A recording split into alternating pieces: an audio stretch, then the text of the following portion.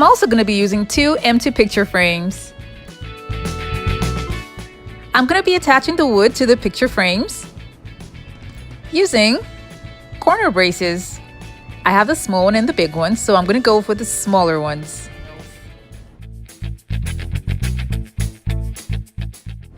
I'm done with the first end, and I will be repeating the same thing for the other end. After I was done with that, I coupled everything together. This is what we have. So now I'm going to be using icicles that I got from the Dollar Tree, and they come in a set. So I'm going to be using 5, meaning I got 3 sets. So I'm just measuring it out and spreading it to make sure that each space in between each of the icicles are the same.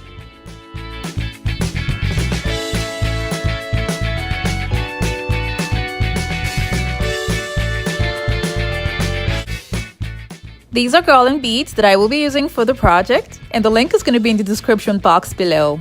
I'm going to spread them out, having 2 in between where all the icicles will be, and then 1 at the outer ends.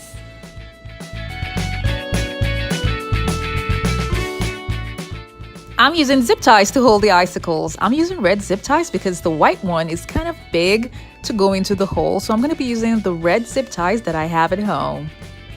So this is how I'm going to be putting the zip ties together with the icicles to give it a firm hold to turn it on and off.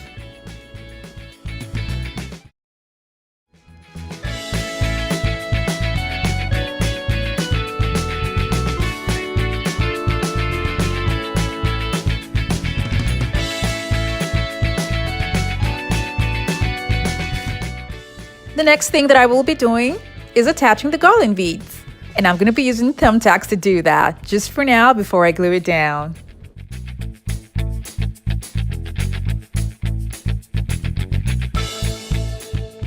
I'm using the arrangements that I showed you guys earlier to attach all of the garland beads.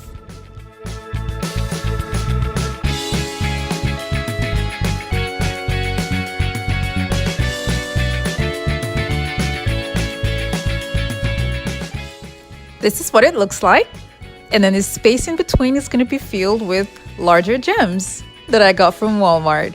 These are Christmas accessories, and hey, they're gems that can be used all year round. To prep the large gems, I will be removing the rope that comes with it and then using a different kind of garland beads. I will leave a link for this type of garland beads in the description box below. So I'm attaching these garland beads to the large gems, and I made 12 of them in total.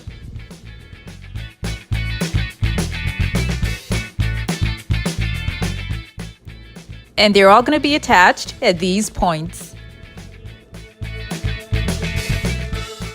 I'm also going to be using thumbtacks to hold them down for now before I glue them all.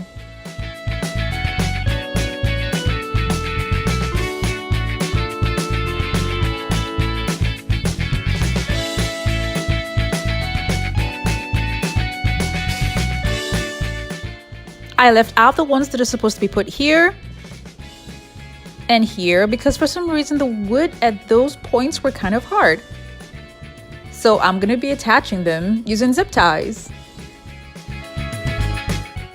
So now I'm applying hot glue to all of the thumbtacks that's holding each and every one of the garland beads.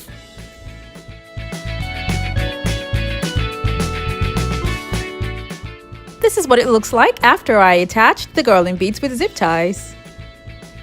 And now the red zip ties and the top of all of the thumbtacks are going to be covered with gems.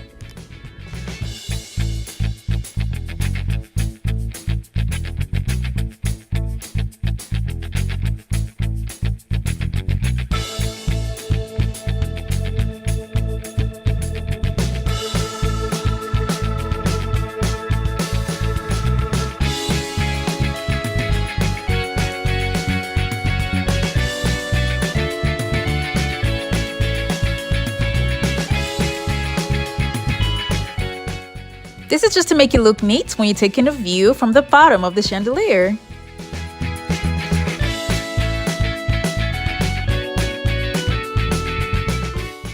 I turned it over and then arranged all of the beads to see what it was going to look like, and the top looks kind of messy, so I'm going to be covering all the red zip ties and then the points where all the thumbtacks are showing with gems.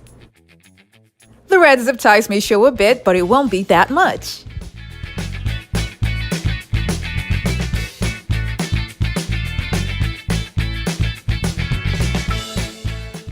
When I was done with that, I inserted the glass that comes with the frame back inside.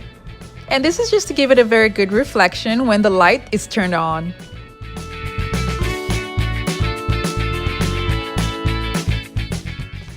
I'm making holes at the top because I'm going to be making use of cup hooks. And I will use those cup hooks to hold the chain from which the chandelier is going to be suspended.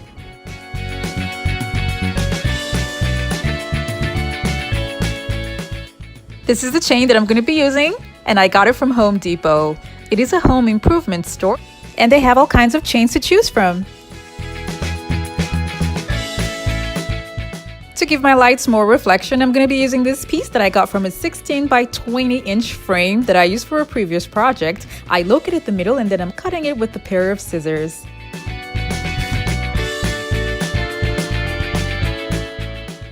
This looks just like glass. It's almost like a soft acrylic kind of material, and it's so hard to tell that it's not glass. So I'm going to be covering the edges with self-adhesive gems that I got from Walmart. I covered the edges for both of them. These are larger corner braces, and that's what I'm going to use to attach both the pieces together with the frames that's on the chandelier. I used 4 corner braces on each sheet. And then to cover the metal look that's in front, I glued on large gems.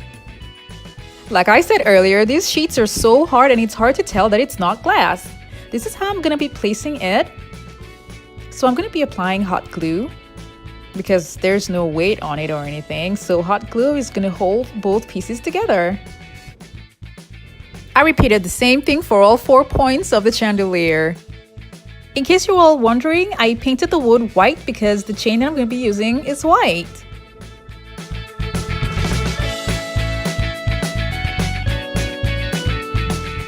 The ceiling that I have at home is really high, so I already have this mounted on to the fixture. And this is the overall look, and I really love the way it turned out. If you like, you can wrap remote control string lights on top of the wood to make it easy to turn it on and off, like I did here, and to also increase the brightness of the chandelier. The overall chandelier is very convenient, and it's also light in weight.